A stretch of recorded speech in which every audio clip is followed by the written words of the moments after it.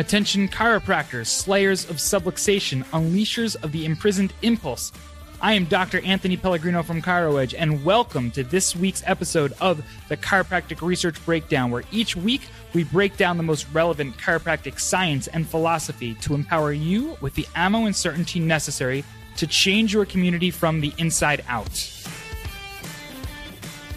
This week is week 2 for us for our MS Awareness Month. So we're going to be going over another study on MS. As a reminder, your challenge this month, should you choose to accept it, is to take each of these studies referenced in our MS Awareness Month podcasts.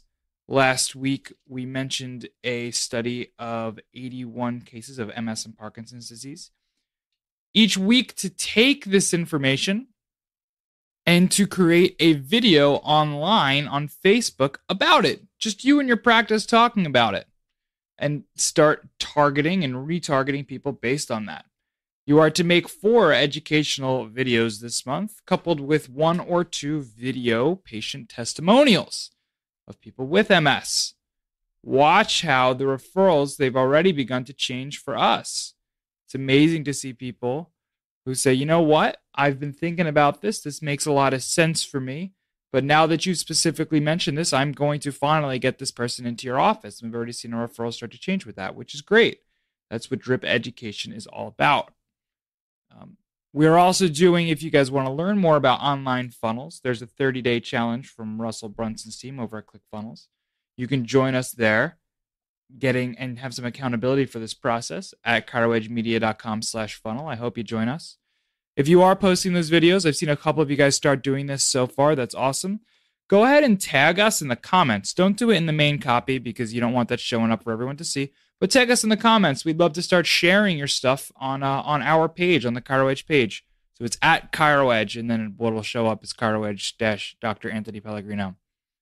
So with that, I'm looking forward to jumping in with you guys. We're going to talk about upper cervical vertebral subluxation in multiple sclerosis patients with chronic cerebrospinal venous insufficiency, a pilot study.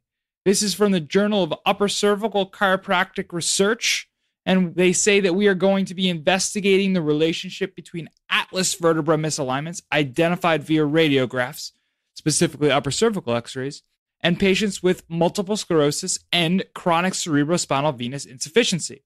Some background information for you is that MS affects 400,000 individuals in the U.S., and 12,000 new cases are diagnosed every year. Quick math says that's 1,000 new cases diagnosed every month. What's important to know is that the number of diagnoses per year has increased over the past years, whether that's because of improved diagnostic capabilities, increased awareness, or more people being diagnosed. We don't know, but all we know is that there is more people being diagnosed.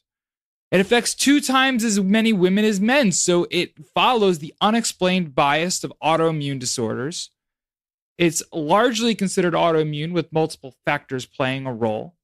But recently, chronic cerebrospinal venous insufficiency, that's chronic cerebrospinal venous insufficiency, or if you look it up, it's CCVI, has been found to be a contributor to MS. This is an anomaly of the main extracranial cerebrospinal venous roots that interfere with normal venous flow.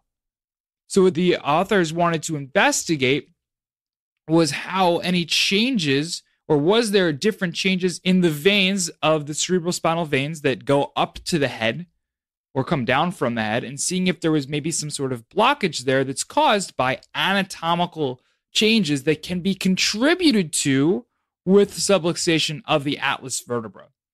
They say that these anomalies may cause alterations to blood flow and therefore result in iron deposition, specifically causing decreased brain metabolism and therefore the degeneration of the neurons that is characteristic of patterns found in MS. To sum up, the mechanism that we're looking at is that venous stasis, basically the reduction of flow or backing up of flow of drainage, it causes increased iron stores in the body. Specifically, the red blood cells that sit there are degraded by macrophages, and iron is converted into ferritin. The increased storage creates an initial chronic inflammatory signal response and brings T cells to the area. The inflammation found in MS is the exact type of T lymphocyte and macrophage invasion that is what is found in what we just described with venous stasis. Last week, we talked about how the blood-brain barrier can also be affected with whiplash and trauma. So this makes perfect sense. So these chiropractors looked at evaluating the upper cervical radiographs and chronic cerebrospinal venous insufficiency in individuals with MS and compared it to those without MS. It's a very small sample size. I believe they used 4 for the control group and 4 for the experimental group.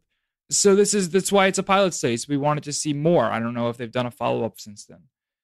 They used ultrasound for venous insufficiency, and they used upper cervical x-rays for the evaluation of atlas position. What they found was significant decreases in venous outflow in the MS group compared to the non-MS group. Specifically, stenosis of the jugular vein, venous reflux, compression blockages. They found kinking of the vertebral arteries in those MS that weren't present in those without MS. So what this is showing us is that there is an anatomical disadvantage, it seems, of those with MS. But does every person who has vertebral arteries and jugular veins have MS? Probably not. But they also found a pattern of individuals who were diagnosed of anterior protrusion of the atlas compared to the non-MS group, which led them to conclude that the relationship between atlas misalignment and chronic cerebrospinal venous insufficiency, when these two are connected, it relates to MS. They found a significant parameter of C1 misalignment in patients with MS and CCVSI versus controlled subjects. Because of the proximity of the atlas vertebra to the arteries of the veins of the head, these individuals need to get checked. Now, you don't need to go run off doing ultrasound of all of those veins, right? You don't need to go off even running upright MRIs. You don't need to do any of these things. All you need to do is make sure that you are specifically checking for the alignment. In this article, we're saying of the atlas, but yes, you should be doing the whole spine. You should not be flying sevening. You should not be popping and praying. You should not be moving a bunch of stuff and hoping for the best. You should actually be doing chiropractic, which involves analyzing for the presence of subluxation using whatever technique that you choose. Subluxation is more than joint dysfunction. It includes multiple other components. Specifically, the one that's most important to me is the nervous system, is the involvement of the nervous system. You need to be able to see that and document that and see that it changes. There are wonderful tools out there. You can use the Insight. You can use MyoVision. You can do a lot of things. You can use postural control. If you adjust the atlas and the entire body orients itself from the top down, you can pretty much see that if you have a global 3-dimensional postural change from adjusting the atlas, that you affected the nervous system, because it's the nervous system, specifically the vestibular nuclei, that control posture. So, MS or not, get them checked. Venous insufficiency or not, get them checked. Is this joint dysfunction? No, it's subluxation. Is the adjustment of spinal manipulation? No, it's an adjustment. So stop mixing it up. Stop calling that. Analyze specifically. Find out if it's present. Find out which way it has misaligned, because if the atlas is moved forward and to the left, and you move it backwards and to the left, you're not going to clear this out, and people are not going to get better. And then all of a sudden, people walk around saying chiropractic doesn't work. Chiropractic does work. It just needs to be done well. Never question the philosophy. Just question the intent and question the application. Hope you guys got to learn some more about this. I can't wait to be tagged in your MS videos talking about this concept, talking about the upper cervical subluxation and multiple sclerosis. Once again, this was called upper cervical vertebral subluxations in multiple sclerosis subjects with chronic cerebrospinal venous insufficiency. I'm Dr. Anthony Pellegrino from ChiroEdge. Post your Facebook videos and join us on our 30-day One Funnel Away challenge, where we get to dive in with Russell Brunson, looking at the different types of traffic to feed our funnels with, looking at marketing, looking at our overall mindset, and looking at copy and understanding how to sell things online using different scripts that they have, etc. Anyway, I'm looking forward to having you guys join us on that at chiroedgemedia.com/funnel. Thank you for listening. I love you, my little subluxation slayers. Go out there, slay some subluxation this week.